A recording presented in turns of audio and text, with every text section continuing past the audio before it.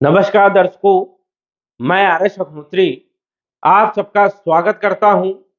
दर्शकों, आज हम बात करेंगे कन्या राशि वालों के लिए अप्रैल, मई और जून का महीना, ये तीनों महीने कैसे रहने वाले हैं। इन तीनों महीनों में क्या लाभ होगा, क्या नुकसान होगा, क्या सावधानी रखना होगा और क्या उपाय करना होगा, सभी जानकारी आपकी गोचर कुंडली के सभी 12 भाव के बारे में हम विस्तार से जानेंगे।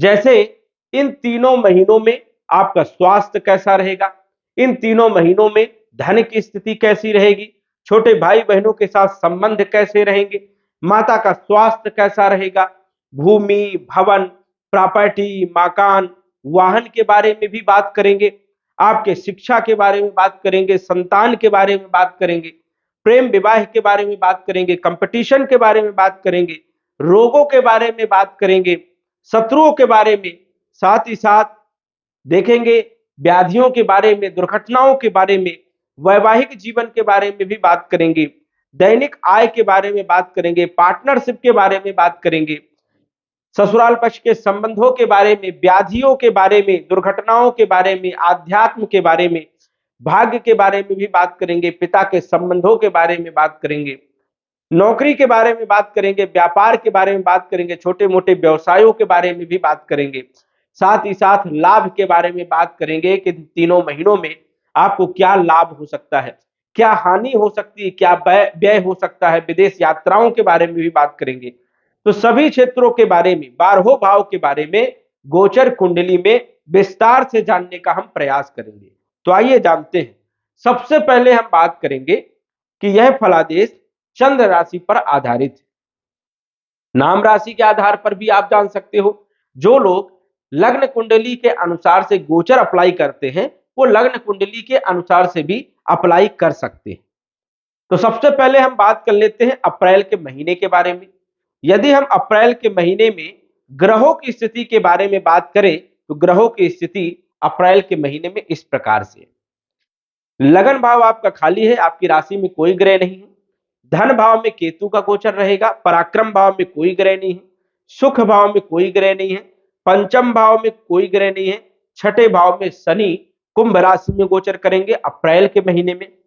इसके बाद सप्तम भाव में गुरु और सूर्य दोनों ग्रहों का गोचर होगा, लेकिन राशि परिवर्तन हो जाएगा। 14 अप्रैल को सूर्य अष्टम भाव में चले जाएंगे और 22 अप्रैल को गुरु अष्टम भाव में मेष राशि में चले जाएंगे। अष्टम भाव में पहले से ही राहु विराजमान रहेंगे, शुक्र विराजमान रहेंगे और बुध विराजमान रहेंगे। तो शुक्र भी जो है 6 अप्रैल को भाग्य के भाव में चले जाएंगे वृषभ राशि में। मंगल जो है पूरे महीने आपके दसम भाव में मिथुन राशि में रहेंगे। एकादश भाव आपका खाली रहेगा, द्वादश भाव भी आपका खाली रहेगा। तो अप्रैल के महीने में ग्रहों की स्थिति इस प्रकार से है। मतलब अप्रैल के महीने में 3 ग्रहों का राशि परिवर्तन होगा, शुक्र का, सूर्य का और गुरु का। ये तीनों ग्रह जबरदस्त लाभ देने का काम करेंगे। मई के महीने में भी 3 ग्रहों का राशि परिवर्तन होगा, जून के महीने में 2 ग्रहों का राशि परिवर्तन होगा। तो सबसे पहले हम बात कर लेते हैं कि अप्रैल के महीने में इन ग्रहों का प्रभाव आपके ऊपर कैसा रहने वाला है, कौन से क्षेत्रों में बदलाव करेंगे, कौन से क्षेत्रों में लाभ देने का काम करेंगे और आपकी स्थिति क्या होने वाली है इन तीनों महीनों में। तो सबसे पहले हम बात करेंगे राशि के स्वामी के बारे में। हम बात कर रहे हैं कन्या राशि वालों के बारे में, और कन्या राशि के स्वामी होते हैं बुध। बुध के पास 2 राशियां हैं, एक तो कन्या राशि है और दूसरी मिथुन राशि है, 3 नंबर की राशि, 6 नंबर और 3 नंबर। और इनके स्वामी बुध अष्टम भाव में गोचर कर रहे हैं, यह अच्छा नहीं माना जाता है। लग्नेश का अष्टम भाव में गोचर अशुभ माना जाता है। मतलब अप्रैल के महीने में स्वास्थ्य से जुड़ी हुई कुछ समस्याएं हो सकती हैं, कॉन्फिडेंस आपका कमजोर हो सकता है, काम काज में आपका मन बहुत ही कम लगेगा और कहीं ना कहीं जो है आप मानसिक टेंशन में भी रह सकते हैं। ये कब तक यहाँ पर बुध रहेंगे? पूरे महीने यहाँ पर बुध रहने वाले। बुध का राशि परिवर्तन होने वाला है जून के महीने में। तो मतलब अप्रैल के महीने में और मई के महीने में बुध अष्टम भाव में रहेंगे, तो कहीं ना कहीं जो है मन में अशांति रहेगी, कॉन्फिडेंस कभी कम होगा, कभी ज्यादा होगा, ऐसी स्थितियां बनती रहेगी। बुध का आपको उपाय करना चाहिए क्योंकि ये आपकी राशि के स्वामी है और मृत्यु के घर में बुरे भाव में गोचर कर रहे हैं, तो कहीं ना कहीं जो है स्वास्थ्य को खराब कर सकते हैं। आपको स्किन की प्रॉब्लम हो सकती है, एलर्जी हो सकती है, खुजली हो सकती है। तो इस कारण से बुध के बीज मंत्र का जप करें। ओम बुम बुधाय नमः, इस मंत्र का आपको जप करना चाहिए। गायों को हरा घास खिलाना चाहिए, हिजड़ों को दान करना चाहिए।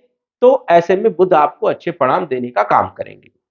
बुध आपके नौकरी वाले भाव के मालिक है, दसम भाव के, कर्म के क्षेत्र के, नौकरी, व्यापार, व्यवसाय, यहाँ के भी मालिक और अष्टम भाव में गोचर करें, यह अच्छा नहीं माना जाता।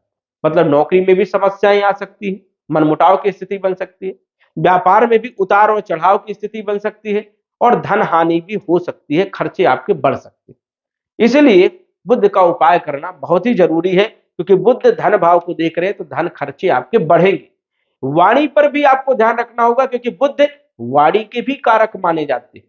किसी को कटु वाणी का प्रयोग ना करें, नहीं शत्रु पैदा हो जाएंगे और आपका नुकसान होगा। इसलिए कन्या राशि वालों को थोड़ा सा ध्यान रखना होगा। बात करें धन के बारे में, धन के जो मालिक है वो है आपके शुक्र, क्योंकि 7 नंबर तुला राशि, तुला राशि के स्वामी शुक्र होते हैं, और शुक्र के पास भी दो राशि है, एक तो तुला राशि है और एक वृषभ राशि है। भाग्य के भी मालिक आपके शुक्र ही है। गोचर कहां कर रहे हैं? अष्टम भाव में गोचर कर रहे हैं। अष्टम भाव में शुक्र मिले जुले फल देता है। यहां पर बुरे परिणाम नहीं, बुरे और अच्छे दोनों ही प्रकार के फल देता है। मतलब धन भाव में धन हानि भी करेगा और धन देगा भी। एक जैसा धन नहीं देगा, कभी दे देगा और उस धन को नष्ट भी कर देगा, समाप्त कर देगा। ये भाग्य के मालिक है और अष्टम भाव में गोचर करें, मतलब भाग्य में भी रुकावट करने का काम करेंगे। लेकिन ये कब तक करेंगे? ये करेंगे 6 तारीख तक, 6 अप्रैल तक। 6 अप्रैल के बाद जब वृषभ राशि में अपनी ही राशि में आ जाएंगे तो धन भी देने का काम करेंगे, भाग्य में वृद्धि करने का भी काम करेंगे। लेकिन 6 तारीख तक ये नुकसान की स्थिति में ही रहेंगे। तो धन का सपोर्ट आपको 6 अप्रैल के बाद मिलने वाला है। फिर आपकी धन की स्थिति थोड़ी मजबूत बनने लग जाएगी और बल पराक्रम में वृद्धि करने का काम करेंगे। कम्युनिकेशन के क्षेत्र में लाभ पहुंचाने का काम करेंगे। यदि आप संगीत से जुड़े हुए हैं या फिल्म इंडस्ट्री से जुड़े हुए हैं या फिर आप जो है कला का काम करते हैं, कला प्रदर्शन करते हैं, तो आपको जबरदस्त लाभ देने का काम यहाँ पर शुक्र करने वाले हैं 6 अप्रैल के बाद। तो 6 अप्रैल के बाद की स्थिति आपकी धन की बहुत अच्छी रहेगी, कुटुंब परिवार की स्थिति बहुत अच्छी रहेगी। बात करें आपके पराक्रम भाव के मालिक के बारे में। पराक्रम के मालिक है आपके मंगल, क्योंकि 8 नंबर वृश्चिक राशि जिसके स्वामी मंगल होते हैं और 1 नंबर के स्वामी भी मंगल ही होते हैं, जो कि अष्टम भाव में एक राशि विराजमान कहां है? दसम भाव में। दसम भाव में मंगल को भी बल मिलता है यहाँ पर, इसलिए दसम भाव में मंगल का गोचर अच्छा माना जाता है। लेकिन इनके पास बुरे डिपार्टमेंट, एक तो मेहनत वाला भाव और एक जो है संघर्ष वाला अष्टम भाव, मृत्यु का भाव है। तो यहाँ के डिपार्टमेंट के मालिक मंगल दसम भाव में है। तो देखा जाए तो मंगल यहाँ पर उतने अच्छे परिणाम तो नहीं देते जितने अच्छे परिणाम एकादश भाव में देते हैं, लेकिन फिर भी मैनेज करते हैं और काफी कुछ अच्छे परिणाम देते हैं। जैसे नौकरी के लिए देखा जाए, बुध की स्थिति ठीक नहीं थी, लेकिन मंगल थोड़ा सा साहस देंगे, बल देंगे, जिससे आप नौकरी करते रहेंगे, उसमें कोई ऐसी बड़ी समस्या नहीं आएगी कि आपकी नौकरी चली जाएगी। तो यहां पर थोड़ा सा बल पराक्रम देने का काम करेंगे, आपके अंदर साहस भरने का काम करेंगे और भूमि वन प्रॉपर्टी के योग बनाएंगे कहीं ना कहीं। लेकिन ये योग जो है विलंब के साथ बनेंगे, रुकावटें पैदा होंगी, क्योंकि अष्टम भाव के भी मालिक है। आपकी कुंडली में मंगल मारक स्थिति में है, इस कारण से विलंब करने का काम करेंगे, रुकावट पैदा करने का काम करेंगे। व्यापार की स्थिति में उतार चढ़ाव बनाने का भी काम यहां पर मंगल करेंगे। कभी कॉन्फिडेंस बहुत ज्यादा दे देंगे, कभी कॉन्फिडेंस लो कर देंगे। तो ये स्थिति यहां पर मंगल की होने वाली है। अहंकार भी बढ़ाने का काम करेंगे, क्योंकि चौथी दृष्टि यहां पर पड़ रही है। अहंकार बढ़ जाएगा, क्रोध आने लग जाएगा और जल्दीबाजी में कोई भी काम आप खराब करने लगेंगे। इसलिए जो है यहां पर मंगल पर भी आपको ध्यान रखना चाहिए। तो मंगल जो है देखा जाए तो मिले जुले परिणाम देने का काम करेंगे, कुछ अच्छे और कुछ बुरे, और आपकी नौकरी व्यापार में थोड़ा साहस बनाने का काम करेंगे। इनकी सप्तम दृष्टि भूमि वन प्रॉपर्टी के भाव में पड़ेगी, तो योग बन सकता है भूमि वन प्रॉपर्टी का। लेकिन आपके राशि स्वामी अष्टम भाव में गोचर कर रहे हैं, तो खरीदे सोच समझकर, विचार करके, दूसरे का सलाह लेकर के, तभी आपको सफलता मिलेगी, नहीं आपका पैसा भी फंस सकता है। क्योंकि मंगल योग तो बनाएंगे लेकिन राशि स्वामी अष्टम भाव में है, आपके पैसा को बर्बाद कर सकते, फंस सकता है, इसलिए आपको ध्यान रखना है। मंगल की अष्टम दृष्टि पंचम भाव में शिक्षा, संतान और प्रेम विवाह में भी कहीं ना कहीं लाभ देने का काम करेंगे। तो मंगल यदि देखा जाए तो काफी कुछ अच्छे परिणाम और कुछ जो है विघ्न के साथ परेशानियां भी पैदा करेंगे। बात करें आपके चौथे भाव के मालिक के बारे में। चौथे भाव के जो मालिक है वो है गुरु, क्योंकि 9 नंबर धनु राशि और जिसके स्वामी होते हैं गुरु। गुरु के पास भी दो राशियां हैं, 9 नंबर और 12 नंबर। 12 नंबर मीन राशि जिसके स्वामी होते गुरु और अपनी ही राशि में विराजमान है। केंद्र भाव में पंच महापुरुष में से एक राजयोग बना रहे हैं, हंस नामक राजयोग। और ये राजयोग यश मान सम्मान दिलाता है, धन दिलाता है, राजनीति में सफलता, एजुकेशन में उच्च पद दिलाने का काम करता है, सोशल वर्कर या फिर गुरु के क्षेत्र में जो लोग कार्य करते हैं उसमें सफलता दिलाने का काम यहां पर गुरु करता है। सप्तम भाव में गुरु कारक होता है, लेकिन सूर्य के साथ गुरु अस्त रहेगा, इसलिए गुरु यहां पर कोई अच्छे फल नहीं दे पाएगा। कब तक अस्त रहेगा? गुरु यहां पर अस्त रहेगा 3 मई तक। 3 मई तक स्थिति यदि देखा जाए तो उतनी बढ़िया नहीं रहेगी, क्योंकि 22 तारीख तक गुरु जो है आपके सप्तम भाव में रहेगा और 22 तारीख को गुरु का राशि परिवर्तन हो जाएगा, अष्टम भाव में चले जाएंगे। तो अष्टम भाव में भी गुरु अच्छे फल नहीं देते हैं, संघर्षपूर्ण फल देते हैं, मेहनत करवाते, संघर्ष करवाते, उसके बाद फल देते हैं। इसलिए गुरु का गोचर मई के महीने तक तो अच्छा नहीं है। मई के बाद जब ये उदय हो जाएंगे तो कुछ अच्छे परिणाम देने का काम करेंगे, मेहनत करवाएंगे, मेहनत के बाद ये सफलता देने का काम करेंगे। अष्टम भाव में 22 अप्रैल को जाएंगे तो पांचवी दृष्टि इनकी पड़ेगी व्यय भाव में, धार्मिक क्षेत्रों में पैसा खर्च करवाएंगे। धन भाव में दृष्टि होगी, धन भी देने का काम करेंगे। और इसके बाद जो है इनकी स्वयं के राशि धनु राशि में भी दृष्टि रहेगी, तो भूमि, भवन, प्रॉपर्टी, मकान और वाहन, इन सभी क्षेत्रों में लाभ पहुंचाने का काम करेंगे। लेकिन ये 3 मई तक स्थिति ठीक नहीं है, क्योंकि सूर्य के साथ गुरु अस्त रहेंगे। तो 3 मई के बाद ही गुरु आपको अच्छे परिणाम देने का काम करेंगे, वो भी आपको संघर्ष करना पड़ेगा, मेहनत करना पड़ेगा, तब देंगे। ये चीज आप ध्यान रखिएगा। सप्तम भाव में गुरु के साथ सूर्य विराजमान है और 22 अप्रैल तक यहां पर रहेंगे, तो यहां पर वैवाहिक जीवन में थोड़ी समस्याएं पैदा करेंगे। समस्याएं पैदा इसलिए करेंगे क्योंकि सूर्य के साथ ये यहां पर अस्त रहेंगे 22 तारीख के बाद। अस्त नहीं, अस्त तो 1 तारीख से हो जाएंगे, 1 अप्रैल से ही अस्त हो जाएंगे। तो यहां पर जो है वैवाहिक जीवन में समस्या पैदा करने का काम करेंगे, दांपत्य जीवन में समस्या पैदा करेंगे।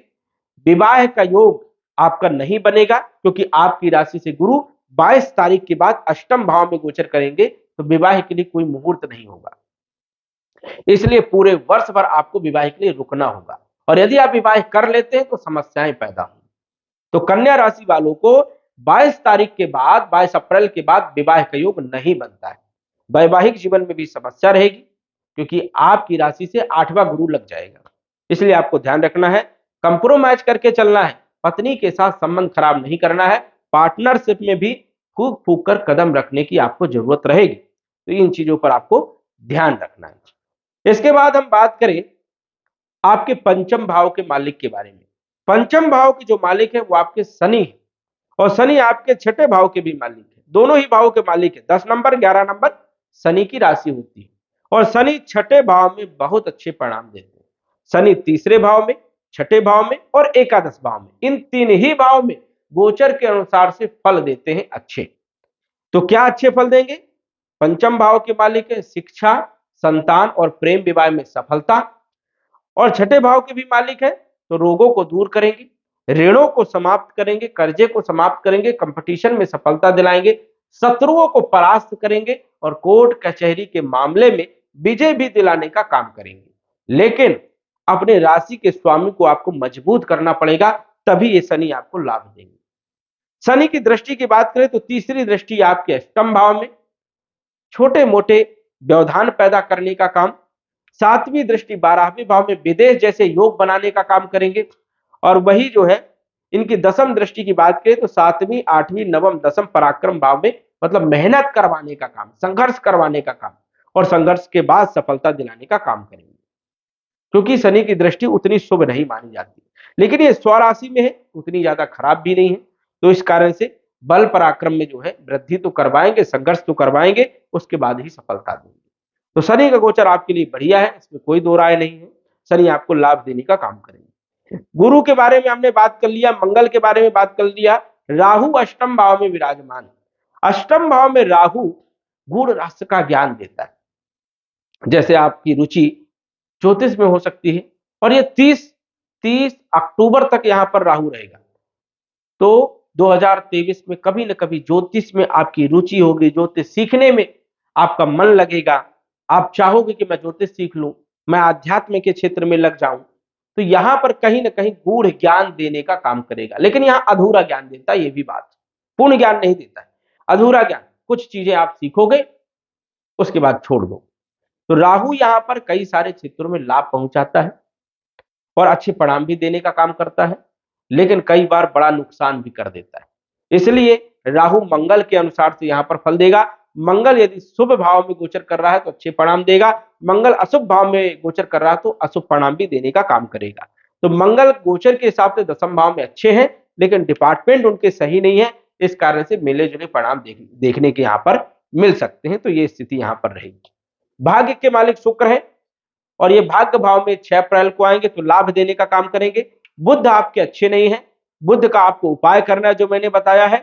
यहां पर यदि देखा जाए एकादश भाव में, तो यहां पर गुरु की दृष्टि पड़ रही है, पंचम दृष्टि गुरु की पड़ेगी, 1 2 3 4 5, पांचवी दृष्टि। लेकिन गुरु भी निर्बल है, गुरु नैसर्गिक शुभ ग्रह है, लेकिन वो सूर्य के साथ निकट में बैठा है, विराजमान है, अस्त है। इस कारण से यहां पर दृष्टि भी गुरु की कोई विशेष तौर पर लाभ नहीं पहुंचा पाएगी। इस कारण से आपका जो स्थिति है वो बनी रहेगी, बरकरार रहेगी, जैसी है वैसी ही रहेगी, कोई बदलाव नहीं होगा। जो आपको लाभ हो रहा था वो लाभ होगा, जो हानि हो रही थी वो हानि होगी, कोई यहाँ पर चेंजेस वाला काम नहीं है। बात करें आपके 12वें भाव के बारे में, 12वां भाव जो होता है ये व्यय का होता है, नुकसान का होता है, खर्चों का होता है। तो 12वें भाव के मालिक सूर्य सप्तम भाव में बैठे हैं, और सप्तम भाव होता है दाम्पत्य जीवन का। तो दाम्पत्य जीवन में आग लगाने का काम करेंगे, मनमुटाव की स्थिति पैदा करेंगे, लड़ाई झगड़े करवाएंगे, क्लेश पैदा कराएंगे, नुकसान करवाने का काम करेंगे। कब तक? 14 तारीख तक। उसके बाद अष्टम भाव में चले जाएंगे तो विपरीत परिवर्तन राजयोग बनाएंगे, तो मिले जुले परिणाम देने का काम करेंगे, क्योंकि अष्टम भाव में भी सूर्य का गोचर अच्छा नहीं माना जाता। तो इस कारण से 14 अप्रैल के बाद भी सूर्य कोई खास परिणाम नहीं देंगे। हालांकि वो उच्च के रहेंगे और विपरीत परिवर्तन राजयोग में रहेंगे, तो नेगेटिव नकारात्मक परिणाम भी नहीं देंगे। कॉन्फिडेंस को कभी बढ़ाएंगे, कभी लो करेंगे, कभी सिर में प्रॉब्लम देंगे, माइग्रेन की प्रॉब्लम बढ़ा सकते हैं, हड्डियों की प्रॉब्लम आपकी बढ़ सकती है। तो ये समस्याएं भी सूर्य आपको देने का काम करेंगे। मतलब कुंडली में यदि देखा गया कि अप्रैल के महीने में कोई भी ऐसे विशेष ग्रह नहीं है जो आपको जबरदस्त लाभ देंगे। एक दो ग्रह है जो आपको लाभ देने का काम करेंगे। शुक्र आपको लाभ देने का काम करेंगे, वही जो है देखा जाए तो शनि आपको लाभ देने का काम करेंगे, और मंगल भी आपको जो है मिले जुले लाभ देने का काम करेंगे। 3 ग्रह अच्छे परिणाम देने वाले हैं, और अन्य ग्रह जितने भी हैं वो कहीं ना कहीं विघ्न पैदा करेंगे, समस्याएं पैदा करेंगे, और आपकी जो परिस्थिति है उसको सामान रखने का काम करेंगे। मई के बारे में बात कर लेते हैं। 2 मई को मिथुन राशि में शुक्र का गोचर होगा। यहां पर अच्छा गोचर माना जाता है। केंद्र त्रिकोण राजयोग बनेगा, क्योंकि केंद्र के मालिक त्रिकोण के मालिक केंद्र भाव में विराजमान होंगे। यश मान सम्मान देंगे, भौतिक सुखों में वृद्धि करने का काम, भूमि भवन प्रॉपर्टी मकान वाहन, और धन भाव के मालिक तो धन भी देने का काम करेंगे। तो मई के महीने में शुक्र आपको सपोर्ट करने वाले हैं। सूर्य 15 मई से वृषभ राशि में चले जाएंगे, तो सूर्य भी आपको जबरदस्त लाभ देने का काम करेंगे 15 मई से, ये ध्यान रखना। 15 मई के पहले अच्छे परिणाम नहीं देंगे। 15 मई से सूर्य आपको कॉन्फिडेंस देंगे, यशमान सम्मान, नौकरी में पदोन्नति, व्यापार में वृद्धि करने का काम करेंगे। तो मई के महीने में ये 2 ग्रह आपको अच्छे परिणाम देंगे। मंगल जो है 10 मई से कर्क राशि में चले जाएंगे। मंगल नीच राशि में चले जाएंगे, लेकिन मंगल को यहां पर स्थान बल मिलता है, तो यहां पर मिले जुले परिणाम देने का काम करेंगे, क्योंकि मंगल यहां पर अच्छे परिणाम देता है गोचर के हिसाब से, लेकिन वो नीच राशि में गोचर करेगा, इसलिए मिले जुले परिणाम मंगल देने का काम करेगा। लाभ भी देगा, बहुत सारा लाभ देगा, लेकिन वो लाभ का आप उपयोग नहीं कर पाओगे। जैसा पैसा आया और वैसे आपका चला गया, आपको पता ही नहीं चलेगा। तो ये स्थिति मंगल करने वाला है। तो 3 ग्रहों का राशि परिवर्तन मिथुन मई के महीने में होगा। तो इस कारण से जो है यहाँ पर देखा जाए तो मिले जुले परिणाम जो है मई के महीने में भी मिलेंगे। सूर्य अच्छा परिणाम देगा, शुक्र अच्छा परिणाम देगा, लेकिन गुरु, राहु, बुध ये आपको जैसे परिणाम दे रहे थे वैसे ही परिणाम देंगे। जून के महीने की बात करें तो बुध 7 जून से वृषभ राशि में, तो बुध फिर आपके अच्छे हो जाएंगे, फिर आपका समय अच्छा चालू होगा। कब से? 7 जून से, क्योंकि राशि का स्वामी आपके भाग्य भाव में गोचर करेगा तो भाग्य का साथ मिलेगा, पिता का सहयोग मिलेगा, स्वास्थ्य अच्छा रहेगा, कॉन्फिडेंस अच्छा रहेगा, व्यापार आपका बहुत अच्छा रहेगा, नौकरी आपकी बहुत अच्छी रहेगी। 7 जून के बाद पूरा महीना जून का फिर आपको बहुत अच्छे परिणाम देखने को मिलेंगे। काम करने में मन लगेगा, नौकरी में सफलता, व्यापार में सफलता, हर चीज में सफलता आपको मिलने लगेगी। क्योंकि जब राशि का स्वामी ही खराब हो तो अन्य ग्रह सपोर्ट नहीं कर पाते, इस चीज का ध्यान रखिएगा। 15 जून से मिथुन राशि में सूर्य का गोचर आएगा, ये भी जबरदस्त लाभ देने का काम करेंगे, क्योंकि सूर्य दिग्बली होते हैं दशम भाव में, तो कॉन्फिडेंस बहुत अच्छा रहेगा, सरकारी नौकरी के योग बनेंगे, सरकारी नौकरी में सफलता दिलाएंगे, प्राइवेट नौकरी में सफलता दिलाएंगे, व्यापार में वृद्धि करवाएंगे, भूमि वन प्रॉपर्टी का योग बनेगा, बहुत सारे क्षेत्रों में लाभ मिलेगा। तो जून का महीना आपके लिए बहुत ही शानदार रहने वाला है, क्योंकि राशि का स्वामी मजबूत स्थिति में रहेगा। लेकिन अप्रैल का महीना और मई का महीना देखा जाए तो अप्रैल के महीने में बुरी स्थिति है, मई के महीने में भी बुरी स्थिति है। यहां पर देखा जाए तो मिले जुले परिणाम मिलेंगे और आपको उपाय करना होगा। यदि आप उपाय करेंगे, बुध का जप करेंगे तो आपको बहुत अच्छे परिणाम मिल सकते हैं। मेहनत जरूर करिए, संघर्ष जरूर करिए। अब आपको पता है कि ये हमारा महीना ठीक नहीं है तो आपको मेहनत करना चाहिए, संघर्ष करना चाहिए, कर्म आपको करना ही पड़ेगा, बिना कर्म के कुछ नहीं मिलने वाला। कर्म आप करोगे तो आपको सफलताएं मिलेंगी। बस सफलता ये है कि ग्रह आपका सपोर्ट नहीं कर रहे हैं तो कम सफलता मिलेगी, लेकिन सफलता तो जरूर मिलेगी। इसलिए कर्म पर विश्वास करना अति आवश्यक है। तो दर्शकों, यदि हम अप्रैल मई जून के महीने की बात करें तो अप्रैल और मई का महीना थोड़ा संघर्षपूर्ण है, जून का महीना आपके लिए बढ़िया है। आप बुध का उपाय करिए, आपको जबरदस्त लाभ देखने को मिलेंगे। तो दर्शकों, आज बस इतना ही। धन्यवाद। यदि आप अपनी कुंडली का विश्लेषण घर बैठे करवाना चाहते हैं तो दिए गए व्हाट्सएप नंबर से संपर्क करें। साधारण फीस जमा करके आप अपनी कुंडली का विश्लेषण फोन के माध्यम से घर बैठे ही करवा सकते हैं और जान सकते हैं अपने भूत, भविष्य और वर्तमान के बारे में। धन्यवाद। WhatsApp number 94798939